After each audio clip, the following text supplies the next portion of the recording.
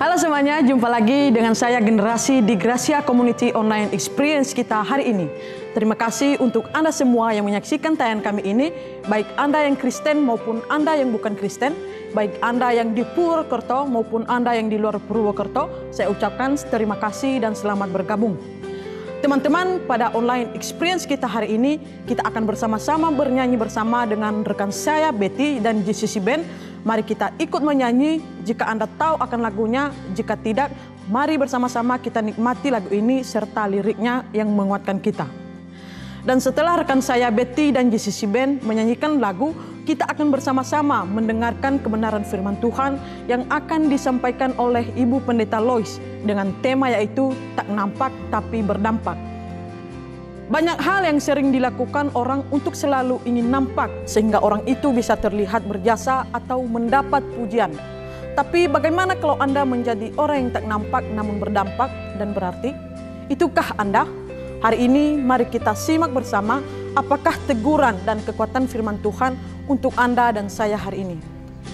Biarlah di akhir bulan April ini firman Tuhan menjadi kekuatan serta semangat kita dalam menjalani hidup kita. Mari kita akan segera saksikan dan bergabung dalam online experience kita. Dan untuk informasi, tayangan khotbah dan pujian hari ini adalah rekaman ibadah minggu lalu. Jadi teman-teman semua jangan kemana-mana dulu, tetap stay di channel ini. God bless you.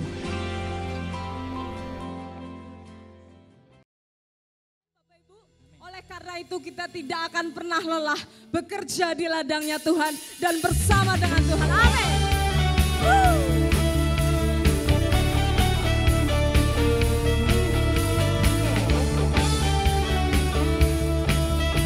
Bersama-sama nyanyikan. Jangan lelah bekerja di ladangnya Tuhan. Roh Kudus yang beri kekuatan, yang mengajar dan boleh katakan ke kanan kirinya Bapak Ibu Saudara, tiada lelah bekerja bersamamu Tuhan yang selalu, amin, kami percaya Tuhan akan segalanya. Bersama-sama ratakan tanah bergelombang, timbullah tanah yang Bapak Ibu Saudara bisa ikutin gerakan kami.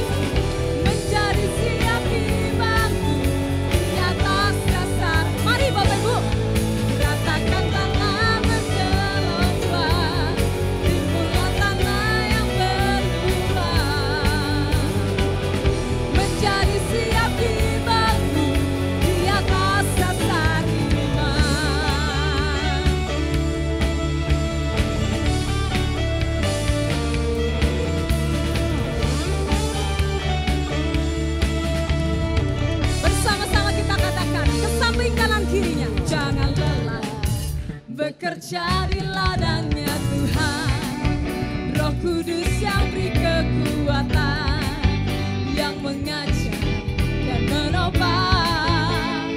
Oh, tiada lelah bekerja bersamamu Tuhan, yang selalu, amin. Kami percaya Tuhan.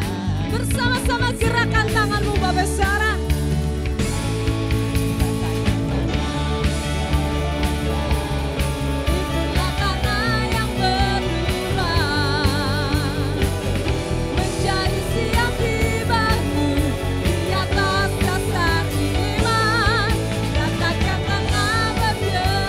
Bye.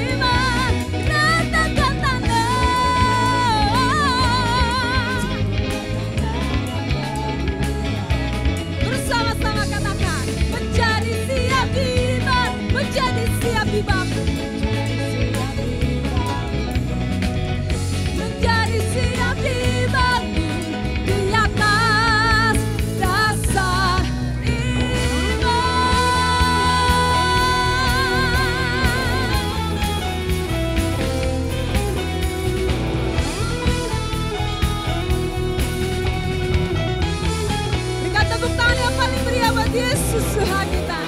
Silakan duduk Bapak Saudara.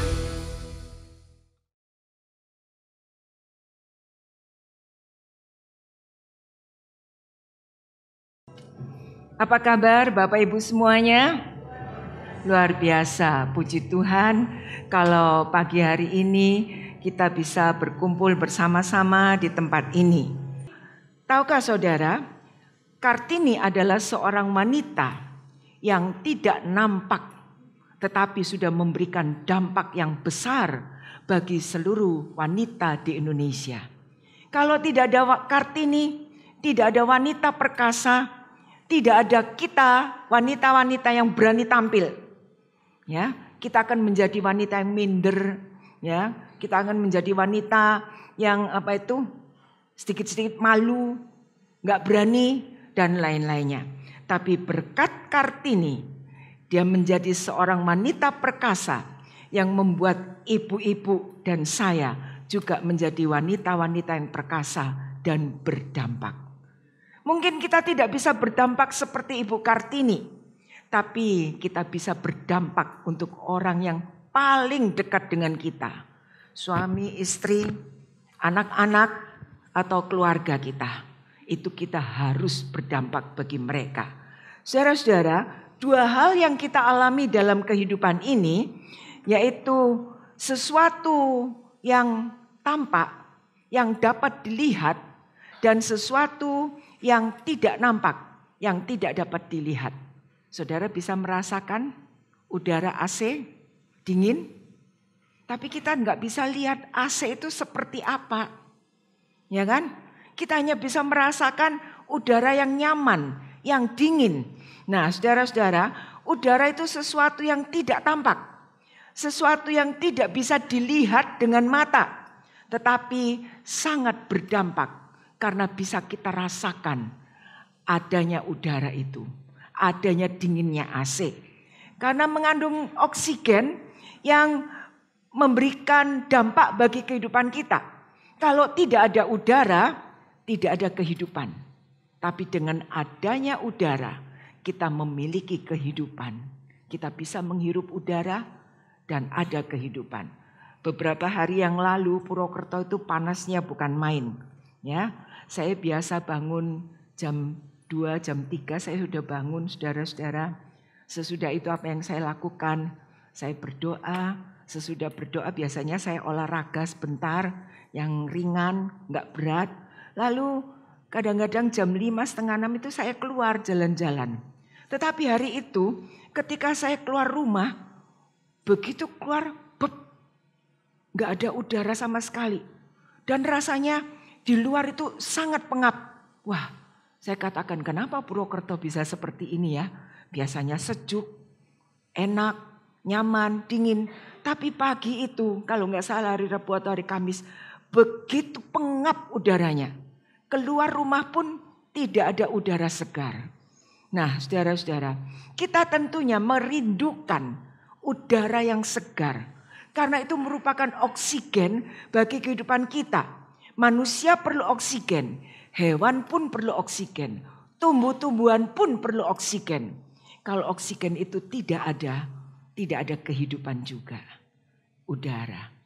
Saudara tahu akar sebuah tanaman? Kalau saudara melihat pohon yang tinggi, ya, pohon mangga, pohon rambutan, pohon durian, saudara bisa melihat akarnya seperti apa? Enggak bisa. Kita enggak bisa melihat akarnya. Ya, tapi kita bisa melihat pohon itu kokoh, pohon itu kuat, pohon itu mengeluarkan buah. Dari mana? Dari akar yang tidak kelihatan. Akar yang selalu tidak berhenti menopang dan membuat sebuah pohon itu jadi berguna. Saudara-saudara, mengapa? Karena akar itu merupakan tonggak utama sebuah pohon, walaupun tidak terlihat. Akar tidak pernah menonjolkan dirinya. Akar tidak pernah bertanya, kapan aku ini akan jadi dahan yang kuat. Akar tidak pernah bertanya, kapan aku akan mengeluarkan bunga yang indah.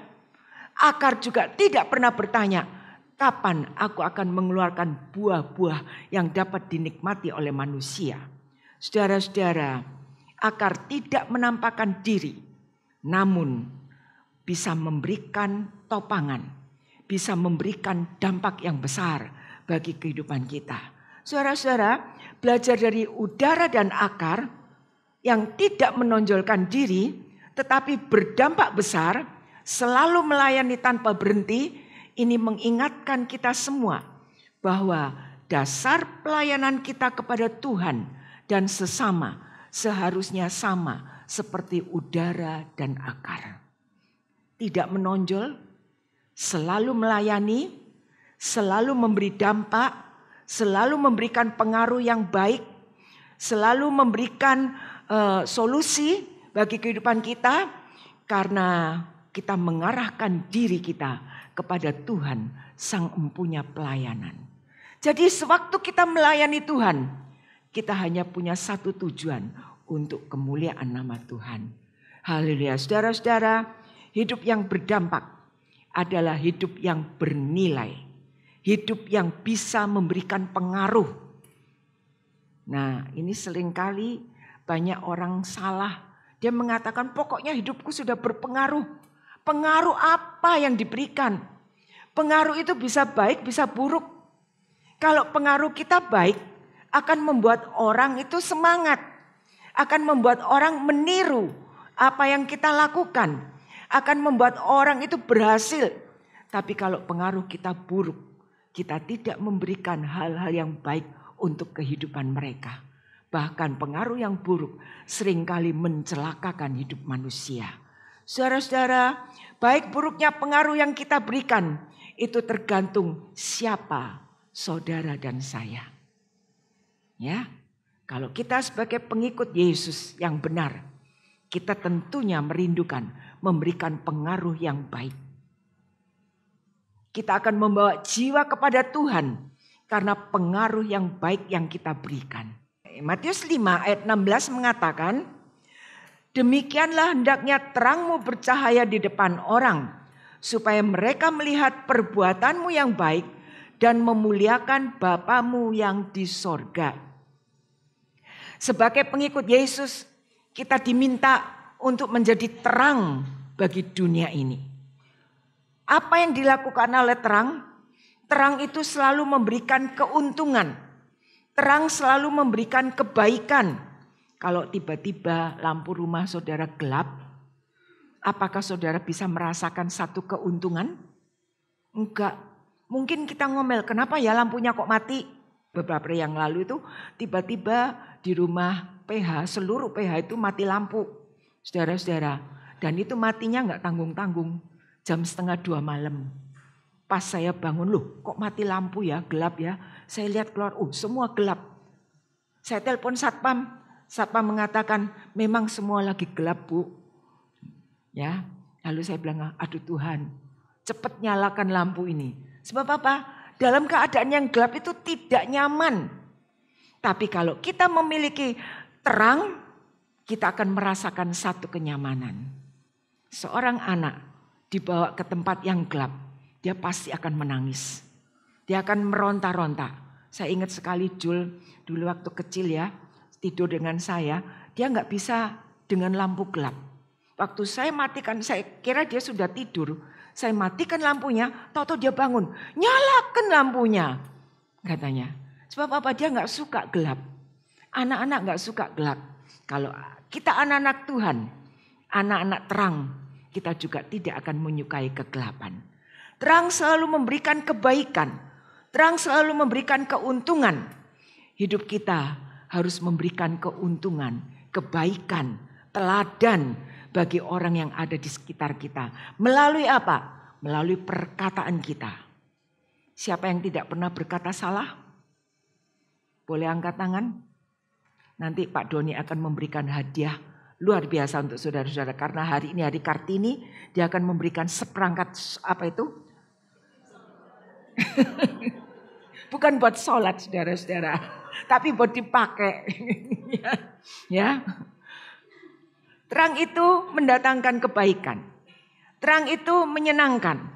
Jadi tidak cukup bagi kita para pengikut Yesus hanya menyatakan iman dengan kata-kata saja, Tapi kita harus menyatakan melalui tindakan kita yang nyata. Yang mencerminkan kerajaan Allah.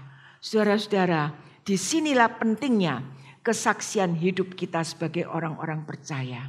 Melalui perkataan, kita harus punya perkataan yang benar. Jangan memiliki perkataan yang salah. Jangan mengucapkan perkataan yang tidak sehat. Jangan mengucapkan perkataan yang memacu orang jadi jengkel. Ya, tapi kita harus punya perkataan yang memberkati. Kadang-kadang kita bergurau, tapi kita enggak sadar bahwa gurauan kita itu kebablasan. Saudara-saudara, sampai menimbulkan sakit hati. Kita harus hati-hati dengan setiap perkataan kita. Saudara-saudara, jangan memiliki pemikiran yang buruk tentang seseorang. Orang itu enggak pernah berpikir buruk tentang kita. Kenapa kita harus berpikir buruk tentang orang lain? Ya, itu harus kita jauhkan. Saudara-saudara, dan kalau kita mempunyai hal-hal yang baik dalam hidup kita, maka hidup kita akan mencerminkan nilai-nilai kerajaan Allah di tengah-tengah masyarakat, di tengah-tengah dunia ini. Barulah kita akan disebut sebagai pengikut Yesus yang berdampak bagi sekitar kita. Nah, di mana kita harus berdampak lebih dahulu? Tentunya untuk orang yang dekat dengan kita. Siapa orang yang dekat dengan kita? Sahabat? Bukan. Ya, teman yang baik? Bukan. Tetapi keluarga adalah orang yang paling dekat dengan kita. Keluarga, orang yang tahu susahnya hidup kita. Orang yang tahu senangnya hidup kita. Keluarga yang seringkali menjengkelkan. Keluarga yang seringkali menguntungkan. Seringkali membawa kebahagiaan. Kepada mereka lah kita harus berdampak lebih dahulu. Saya senang sekali kalau bicara tentang keluarga. Nanti tanggal 1 Mei di STT Soteria akan berkumpul wanita Bethel Tabernakel se-Banyumas. Ya, dan juga lansia akan berkumpul di sana. Dan saya juga akan berbicara tentang keluarga. Bagaimana seorang wanita harus kuat. Bagaimana seorang lansia menghadapi kehidupannya di masa tuanya. Apa harus menjadi lansia yang loyo, yang tidak berguna? Tidak. Kita harus tetap kuat karena Kristus ada di dalam hidup saudara dan saya. Nah, kita harus berdampak pertama untuk keluarga kita. Berbicara tentang keluarga di zaman ini, banyak keluarga itu yang cuek bebek. Yang tidak peduli dengan anaknya. Mau jadi apa anaknya terserah. Pernahkah saudara mendengar pertanyaan seorang anak? Ya, ketika dia selesai SMA, lalu dia bertanya, "Pah, Mah, aku enaknya sekolah ambil apa ya?" "Ya terserah kamulah. Ya, apa yang kamu pelajari, kamu masuk saja." Ini orang tua yang gak bertanggung jawab, terserah. Ya. Lah kalau anaknya bilang, "Ya udah Pak, aku nggak mau neruskan, aku tak kerja di diskotik." Mampus saudara. Ya kan? Kita harus mengarahkan anak kita. Kemana dia harus melanjutkan sekolah, studinya. Kemana dia harus membawa kehidupannya untuk menjadi satu kehidupan yang berhasil. Orang tua yang bertanggung jawab. Orang tua yang ingin berdampak. Dia tidak tinggal diam. Orang tua yang berdampak itu biasanya cerewet, saudara-saudara. Termasuk saya. Saya orang yang cerewet. Saya tidak menyukai ketidakbersihan. Saya enggak suka kalau di rumah itu kelimbruk sana, kelimbruk sini, pakaian-pakaian. Ya, kalau Jul datang, dia pakai jaket, tahu-tahu ditaruh di sofa. Saya katakan ini bersih atau kotor. Kalau bersih taruh di tempat cuci. Kalau enggak mau pakai saya buang di sampah. Kaget ya. Cepat-cepat diambil. Saya enggak suka seperti itu saudara-saudara. Kalau kita ingin berdampak, tunjukkan kebersihan lebih dahulu melalui kehidupan kita untuk keluarga kita. Ya, tunjukkan kebersihan melalui kehidupan kita kepada keluarga kita. Supaya suami, istri, anak-anak itu ikut jadi bersih. Kalau enggak begitu, rumah itu jadi kandang ayam bau, ya. Kandang manusia yang bruk sana sini juga bau. Ya, kita harus melakukan ini berdampak untuk keluarga kita. Kebersihan harus kita tularkan kepada keluarga kita.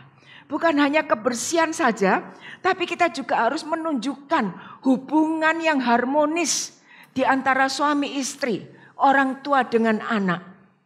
Kadang-kadang kenapa anak berani terhadap ayahnya atau ibunya? Karena dia melihat perbuatan orang tua yang kasar terhadap pasangannya. Karena itu kita harus belajar loh, banyak hal yang seringkali kita lupakan. Ya, lalu kita ngebuki anak kita, kamu kok kurang ajar sama mamamu? Kamu kok nggak hormat sama bapakmu? Padahal dia sendiri yang memberikan contoh.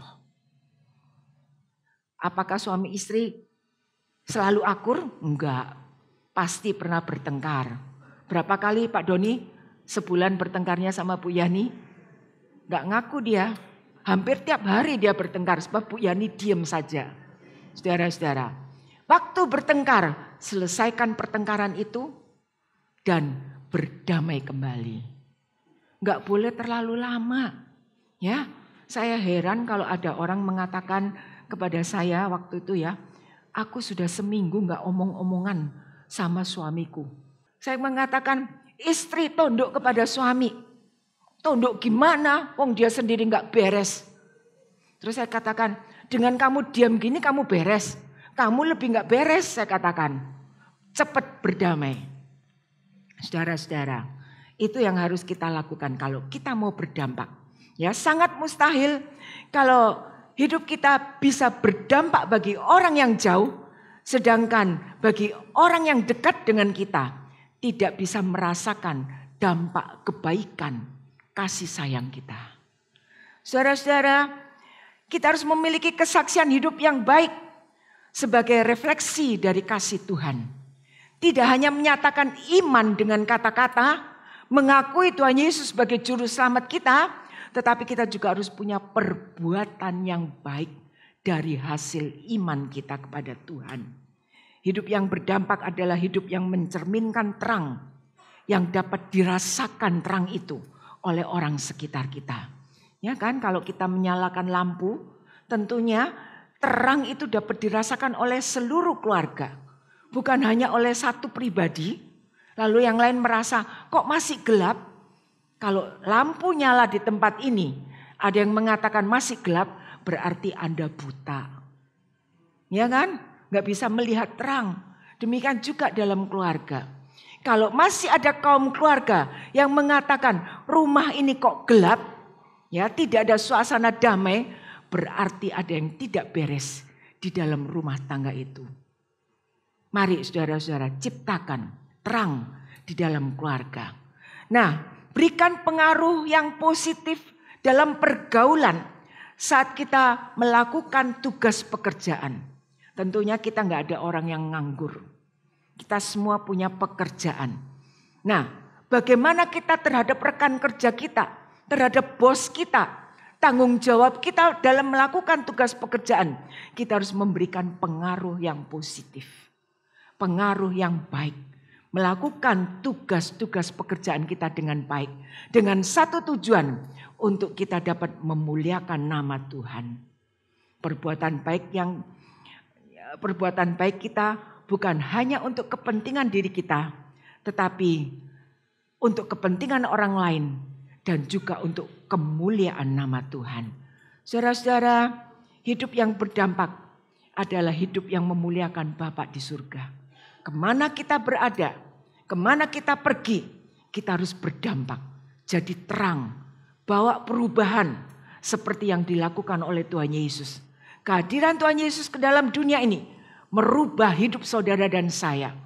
Dari hidup yang harus binasa, tetapi Dia menyelamatkan dan membawa kita untuk memiliki kehidupan yang dibarui dari hari ke hari.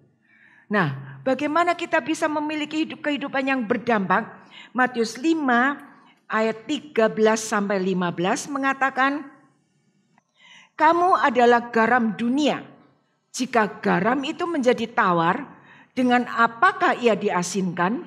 Tidak ada lagi gunanya selain dibuang dan diinjak orang. Kamu adalah terang dunia. Kota yang terletak di atas gunung tidak mungkin tersembunyi. Lagi pula orang tidak menyalakan pelita lalu meletakkannya di bawah gantang, melainkan di atas kaki dian sehingga menerangi semua orang di dalam rumah itu. Amin. Saudara-saudara, ketika Allah menciptakan dunia dan seisinya, Allah mengatakan semua baik. Dan ketika Allah menciptakan manusia, dikatakan sungguh amat baik. Ya, ketika Tuhan menciptakan matahari, bulan, bintang, Tuhan mengatakan baik. Tapi ketika Tuhan menciptakan manusia, Tuhan mengatakan sungguh amat baik. Jadi kita manusia ciptaan Tuhan itu adalah orang yang sungguh amat baik. Mengapa kebaikan itu tidak bisa terpelihara terus dalam kehidupan kita? Karena adanya dosa yang masuk ke dalam dunia. Dosa yang membuat hidup jadi tercemar. Dosa yang membuat Adam dan Hawa mengalami hukuman dari Tuhan. Saudara-saudara, saat dosa masuk ke dalam dunia, dunia ini penuh dengan orang yang tidak mengenal Allah dan tidak peduli kepada Allah. Ketika dosa masuk ke dalam dunia, dunia penuh dengan dosa yang membuat moral manusia jadi bejat. Dosa yang tidak menghargai kesucian hidup lagi. Ketika dosa masuk ke dalam dunia, dosa ini membuat Allah memberikan hukuman yang kekal bagi dunia. Melihat keadaan dunia seperti itu, Tuhan ingin kita semua sebagai para pengikut Yesus yang bisa berdampak dan menjadi garam dan terang bagi dunia ini. Kita harus menjadi garam dunia. Kalau hidup kita diumpamakan sebagai garam, artinya kita harus memberikan pengaruh yang baik. Seperti garam memberikan pengaruh untuk makanan. Kalau saudara makan garam gitu saja, saudara kan merasakan garam itu sangat asin dan gak ada gunanya. Tapi coba garam itu dimasukkan ke dalam makanan. Makanan yang tawar akan ada rasanya. Ya, jadi garam itu memberikan pengaruh bagi makanan. Bukan itu saja, garam ini juga akan mencegah pembusukan, mengawetkan makanan. Dulu nggak ada kulkas, jadi kalau orang beli ikan, misalnya banyak sekali, ya pasti ikan itu akan digarami, dijadikan ikan asin, ya kan? Dijadikan ikan asin. Anak saya Yason itu suka nembak celeng, suka berburu. Kalau dia sudah bawa celeng pulang ke rumah, wah kita sudah harus siap-siap ngeramut celengnya itu. Beli garam, digarami, ya, diolah supaya celengnya itu bisa dimakan untuk anak-anak STT Soteria. Bukan satu hari habis, enggak habis saudara-saudara. Kalau celeng 50 kilo, 70 kilo bisa dimakan berhari-hari. Perlu garam untuk mengawetkan. Nah, garam itu juga memberikan kesedapan. Ya, memberikan kesedapan. Bagaimana hidup kita sebagai pengikut Tuhan, kita harus memberikan kesedapan bagi orang yang ada di sekitar kita. Saudara-saudara, dan garam itu juga memberi pengaruh dan bukan dipengaruhi. Ada yang bisa mempengaruhi garam? Enggak ada. Ya, garam selalu memberi pengaruh. Ditaruh di sop, dia akan jadi sop yang baik. Kalau garam ditaruh di gula, enggak bisa dimakan. Pengaruhnya itu kita tidak akan suka. Ya, dengan minuman bergula yang diberi garam. Nah, garam itu memberi pengaruh, tadi saya katakan dalam keluarga, dalam pergaulan, dalam tugas pekerjaan, dan juga dalam ibadah kita kepada Tuhan. Kita harus memberikan pengaruh. Ya, pengaruh yang baik. Saya bersyukur kepada Tuhan, jemaat di tempat ini sudah memberikan pengaruh yang baik dengan datang tepat pada waktunya. Sehingga ibadah kita dimulai dengan tepat waktu dan tidak ngulur-ngulur waktu. Saudara-saudara. Yang kedua, terang dunia. Hidup kita harus menjadi terang bagi dunia ini. Hidup yang memantulkan terang dari Tuhan. Mengapa? Karena Tuhan satu-satunya terang bagi dunia ini. Hidup yang memantulkan terang Tuhan akan memiliki perbedaan. Dan hidup dalam terang Tuhan akan berusaha supaya terang itu tidak kabur ya dalam hidup kita. Tapi supaya terus menyala dengan indah. Apa yang dimiliki oleh hidup dalam terang? Yaitu terang itu, hidup terang kita itu tidak bisa disembunyikan. Kalau memang kita memiliki terang dalam hidup ini, kemana kita pergi, orang akan mengatakan dia pengikut Yesus yang baik karena memiliki terang Kristus. Ya, belajar menyaksikan kebaikan Tuhan melalui terang yang kita miliki. Dan terang itu akan memberikan petunjuk. Hidup kita harus menjadi petunjuk bagi orang yang berbuat dosa untuk sadar dan kembali kepada Tuhan. Dan terang itu dibutuhkan di tempat yang gelap. Makin gelap suatu tempat, makin dibutuhkan terang itu. Supaya tidak ada orang berdosa tinggal di dalam kegelapan. Tapi semuanya mendapat terang dari Tuhan. Saudara-saudara, orang yang benar akan memberikan dampak yang benar. Orang yang tidak benar akan memberikan dampak yang tidak benar. Pengaruh yang tidak benar. Orang benar akan memiliki berkat dari Tuhan. Karena diberkati oleh sumber berkat. Yaitu Allah, Sang Pemberi berkat. Untuk orang yang tidak benar. Mungkin Tuhan bisa memberkati kalau dia sudah bertobat. Kalau belum bertobat, belajar untuk bertobat. Saudara-saudara, Kristus adalah teladan yang sempurna bagi kita semua. Sama seperti udara dan akar. Tuhan Yesus juga memahami perannya di dalam dunia. Dalam panggilan Bapa. Dia datang bukan untuk melayani.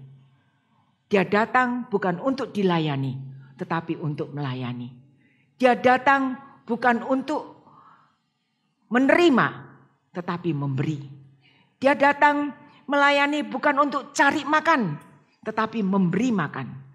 Dia tidak pernah meminta belas kasihan, namun Tuhan selalu berbelas kasihan dan peduli dan menolong orang yang membutuhkannya. Saudara-saudara, belajar dari akar dan udara. Dasar pelayanan kita kepada Tuhan seharusnya menjadi hamba yang suka memberi. Seperti akar memberi, udara memberi. Jadi dasar pelayanan kita kepada Tuhan harus suka memberi. Tidak menonjolkan diri, mengarahkan diri kepada Kristus, Sang Empunya pelayanan. Udara tidak tampak, tapi selalu berdampak. Akar tidak tampak, namun menopang dan memberikan dampak yang besar. Meski tak tampak, namun kita harus belajar untuk selalu berdampak. Nah, saudara-saudara, bagaimana dengan hidup kita masing-masing? Apakah hidup kita sudah berdampak? Sebuah pertanyaan yang harus dijawab dan yang menjawab hanya kita sendiri. Kalau Tuhan sampai saat ini memberi kita kesempatan untuk hidup, berarti Tuhan ingin kita memiliki kehidupan yang berdampak bagi keluarga, bagi komunitas, bagi kota ini, bagi bangsa ini, bahkan sampai kepada bangsa-bangsa lain. Di mana melalui kehidupan kita, banyak orang bisa mengenal Tuhan, mengasihi Tuhan, dan mengasihi sesama. Mari saudara-saudara, kita mau menghidupi nilai-nilai kerajaan Allah dengan menyatakan kasih, kebenaran, kesetiaan, ketulusan, kerendahan hati, kebaikan, dan lain-lain yang positif. Sehingga apa yang kita lakukan itu bisa berdampak dan membawa perubahan dalam kehidupan kita sehari-hari dan juga bagi kehidupan sesama kita, gereja Tuhan dan bangsa ini. Kolose 3 ayat 23 mengatakan, apapun yang kamu perbuat, perbuatlah dengan segenap hati, seperti untuk Tuhan dan bukan untuk manusia. Saat kita melakukan sesuatu, saat kita melakukan pelayanan, jangan kita melihat manusia, tapi kita mau melihat pelayanan yang kita berikan itu untuk Tuhan. Saat kita melakukan pengorbanan, memberikan persembahan, lakukan karena saya ingin memberikan persembahan yang terbaik bagi Tuhan. Jadilah udara, jadilah akar, walaupun tidak nampak, selalu berdampak. Amin. Mari kita berdiri bersama-sama. Kita nyanyikan sebuah lagu, Kau Bapa yang mengasihiku. Kau Bapa yang mengasihiku, kuasa-Mu memulihkanku, hati yang baru Kau berikan, untukku dapat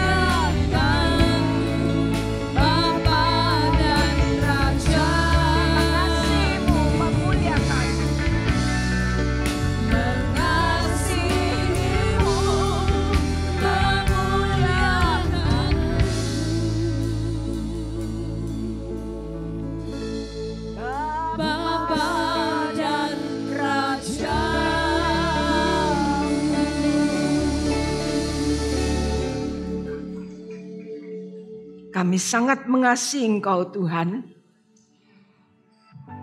karena Engkau selalu baik bagi kami. Engkau selalu ada dalam setiap kehidupan kami, setiap jalan kami.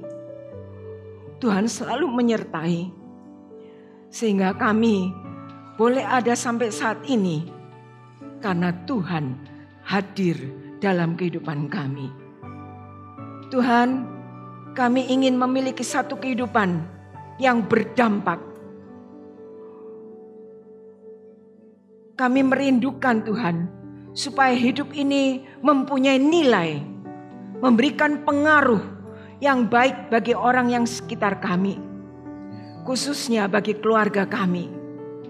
Sehingga kami dapat terus mengagungkan nama Tuhan dimanapun kami berada. Tolong kami Tuhan untuk selalu memiliki kehidupan yang dapat menjadi berkat, yang dapat menjadi teladan bagi sesama kami, khususnya bagi keluarga kami. Jauhkan kami dari hidup, dari hal-hal yang membuat nama Tuhan tercemar, yang membuat nama Tuhan dipermalukan. Singkirkan itu dari hidup kami. Tapi jadikan kami semua sebagai garam dan terang dunia untuk melakukan hidup ini, untuk melakukan hidup kami di dunia ini, supaya kami boleh menjadi dampak bagi banyak orang. Terima kasih Tuhan, Engkau sudah hadir dalam ibadah kami. Tuhan sudah memberkati ibadah kami hari ini. Tuhan memberkati semua yang terlibat dalam pelayanan-pelayanan untuk Tuhan hari ini. Tuhan juga memberkati semua persembahan, persepuluhan yang kami berikan untuk Tuhan hari ini, untuk menunjang operasional gereja kami. Kembalikan kepada seluruh jemaat-Mu berkat itu dengan berlimpah dalam keluarga, usaha pekerjaan, semuanya diberkati Tuhan. Sehingga tidak ada seorang pun yang mengalami kekurangan dalam hidupnya. Kemanapun kami pergi, Tuhan menyatakan perlindungan-Mu dan dijauhkan dari segala mara bahaya. Saudara-saudara, kiranya berkat dari Allah Bapa, Allah Anak dan Allah Roh Kudus selalu bersama dengan saudara, menyertai saudara, rumah tangga saudara, mulai hari ini sampai Maranatha Tuhan Yesus datang kembali yang kedua kalinya. Bersama-sama kita katakan, dalam nama Tuhan Yesus Kristus, Juru Selamat kami sudah berdoa. Amin. Tuhan memberkati saudara semuanya.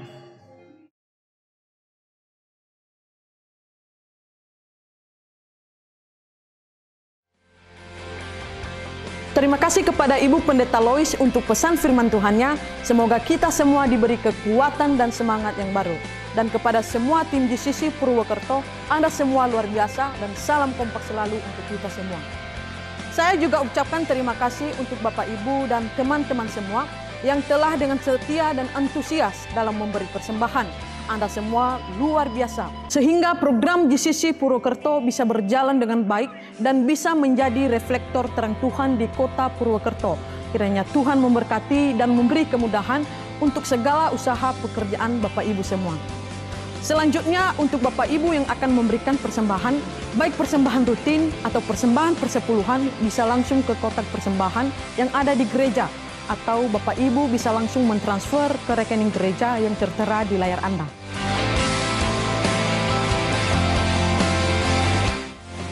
Saya Generasi, sampai jumpa di online experience kita Jumat depan. Tuhan Yesus memberkati kita semua.